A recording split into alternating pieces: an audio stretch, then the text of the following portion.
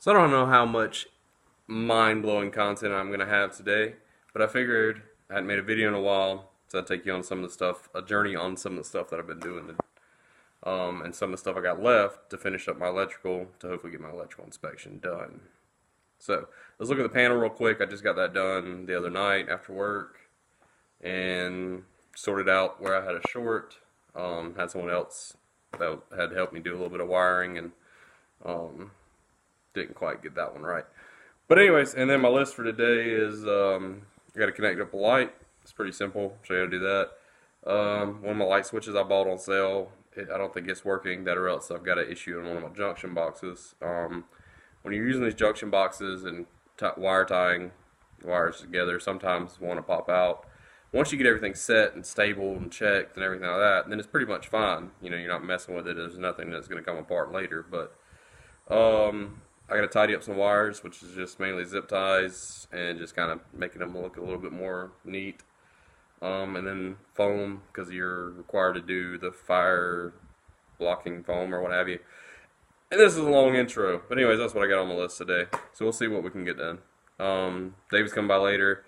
Hopefully going to make a sawmill video, something like that in the future, because we cut down a really big cedar. That's already on the channel when we were cutting it down. So we got to finish dragging that out of the woods and get it cut. Rambling done. Speaking of the devil, here comes David. Just running away with his little tractor. Let's look at the panel real quick. So, quite proud of myself on this one. You know, you have to do the arc fault protection, and it was only like $2 more for the GFCI. So I went ahead and did the dual purpose breakers on almost all of these. I've got my refrigerator on a regular breaker, and I've got these are all 20 amps except for this dining room, which is just running lights pretty much. I rigged this up.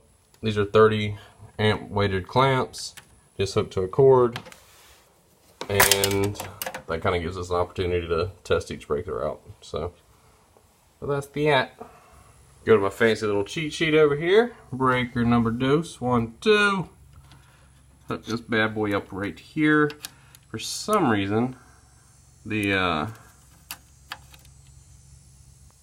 man cave light was not on the other day, so it was off. And so I need to plug it in, test to see if the circuits are working. If the rest of the circuits are working, then I know it's just my plug-in. Wow, that was plugged in and I was just sitting there moving it around. Note to self, make sure you unplug that before you do it again.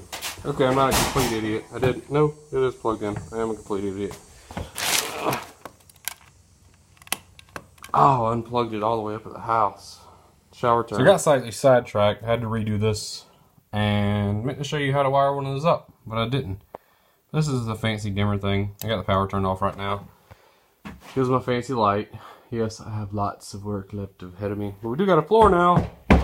See in my other videos, you'll notice that there was not a floor here. There's still not a floor there. Dancing, dancing, dancing for. So, this one's almost ready for paint.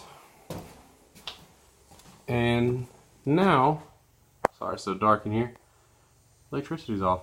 I've got to wire that light up to this light, which we have on a 3-way switch, which is one of my prouder achievements in life. My buddy Will helped me. So, David's still cutting away in the woods. We're going to go check that out in a minute too. Side note, master bedroom, no longer floorless either. It has a floor. Isn't that beautiful and fancy? So, still got to go around here, do a bunch of drywall work, insulation, etc. I didn't really want to do drywall, but I don't really know another affordable alternative at the current venture.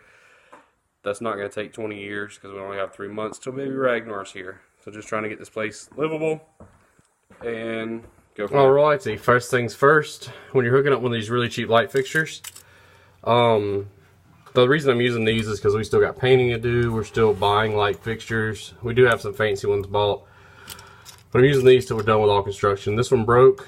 Something to be careful about when you're knocking those little knockouts out. They're cheap. And before you get your butt on a ladder, make sure you got everything you need. I don't, but I'll go ahead and show you this. In these metal boxes, these old ones, a lot of times they would just nail them up, which kind of held, but kind of didn't. And so I take some decking screws and screw those up and just kind of makes me feel better, makes it more secure. Also, you got to ground these boxes. These lights don't have a ground on them. Easiest way to do that is a grounding clip. I don't have any of those, but also a couple of the nuts are threaded on here where you can screw in a little wire with a grounding screw. I just have to go find those. If these knockouts aren't already knocked out in these old boxes, you can unscrew this and your grounding screw will screw. It's the same thread pattern as that. So, little side note, I'm gonna secure this up and find everything else I need. As far as this goes, just like all electricity, black to gold, white to silver, or black to brass, whatever you prefer to say. Ground your box. Most of your light fixtures are going to actually need to be grounded. If you have a plastic box, you don't have to ground that box. If you have a metal box, you need to ground the box and the fitting. So, signing out. There's probably 1,000 videos on how to make a hook, and I'm going to try to do this one one-handed. But it's kind of one of those quintessential things that you need to know how to do. There's probably 1,000 ways to do it. So, let's see if I can do this one-handed. I like to carry 2 tools. I'm going to flip around. I personally like to carry 2 tools to do this. Wire strippers and needle-nose pliers. You can do it with one, and I can show you how to do that, but I just think it's not worth it. You can strip about 3/4 of an inch, closer to an inch off. Doesn't have to be absurdly precise.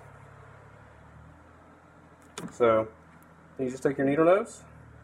I like to take and poke them through part of the way up. You can give it just a tiny little twist. As you twist, I like to push back. You can push it back at a right angle first, but I just go ahead and do it one motion. And that is not the best hook in the world, but it's also not the worst. So, and you can kind of mend it if it's not going on right, but that's how you attach it to the light fixture, right? Back to work. Okay, what are you doing? Wiring an electric box. How's it going? It's hot.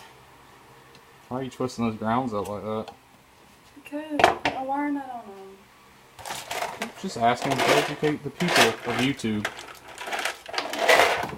Don't kill me. Pregnant women get grumpy when they're wiring. Oh gosh.